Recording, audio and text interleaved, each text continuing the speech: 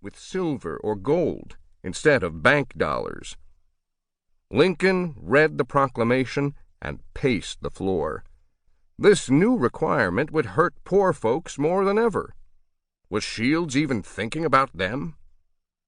Then again, he thought, maybe there was a way that the proclamation could make the Whigs look good. A rascally idea needled its way into Lincoln's mind, and he stitched a political plan.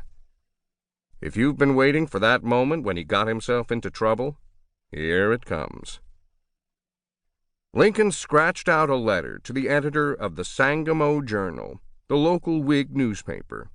He signed the letter from a made-up character named Aunt Rebecca, from a made-up place called the Lost Townships. Words like "s'pose" and "reckon" and "finickin' about," words Lincoln had used as a backwoods kid, flew across the page. The letter was silly. It was clever. It was a great big mistake. In Lincoln's letter, Aunt Rebecca fussed about the state proclamation. She griped about the Democrats, and she called James Shields a fool, a liar, and a conceity dunce. Just like that, Lincoln's political jab turned into a personal attack.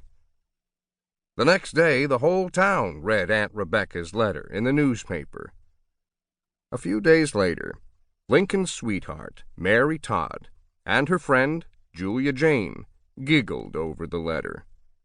Wouldn't you know it, they decided to write their own letter, and they signed it from Aunt Rebecca, too. Mary and Julia's letter was also printed in the newspaper. Then another Aunt Rebecca letter appeared. Each letter poked fun at Shields. Imagine opening up the newspaper and reading spiteful things about yourself again and again. Shields was insulted. He was offended. He was fighting mad. Shields sent a friend to the editor's office to find out who wrote the Aunt Rebecca letters. As soon as Lincoln heard about the demand, he told the editor to give one name: Abraham Lincoln. Now Shields had someone to blame.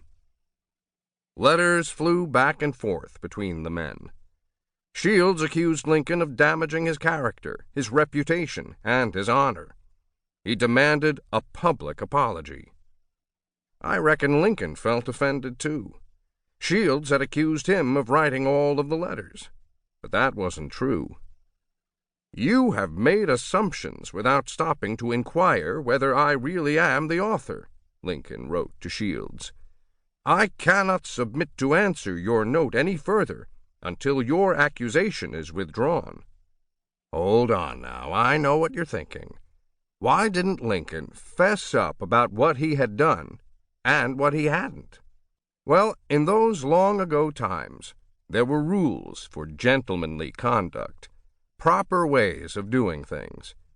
Lincoln thought that Shields wasn't following the rules. Shields wouldn't budge. He wanted an apology. Lincoln wouldn't budge. He wanted Shields to ask like a gentleman. Instead, Shields challenged Lincoln to a duel. If Lincoln refused the challenge, he would be viewed as a coward. People would lose respect for him. But dueling was illegal in Illinois. If Lincoln and Shields were caught, they could both go to prison, or be kicked out of public service for life. Or one of them could even land himself in the grave.